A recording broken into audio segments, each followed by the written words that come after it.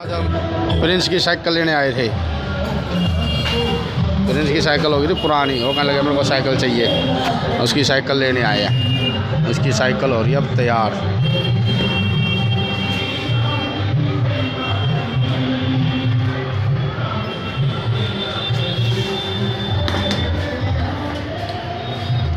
हेमंत जी ने साइकिल ली है नई, आए करते।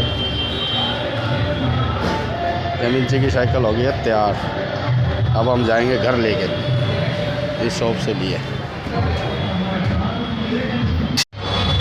फिर हमारे पास घर से फ़ोन आ गया, चीकू की भी साइकिल लेके आई हो। सर चीकू की भी तैयार करानी पड़ी। यह है प्रिंस की और चीकू भाइयों ने तैयार की है। अब दशहरे के कारण कोई ऑटो रिक्शा नहीं मिली हमारे को, पापा लेके चल रहे थे। क्या ये पापा लेके आ रहे हैं साइकिल को।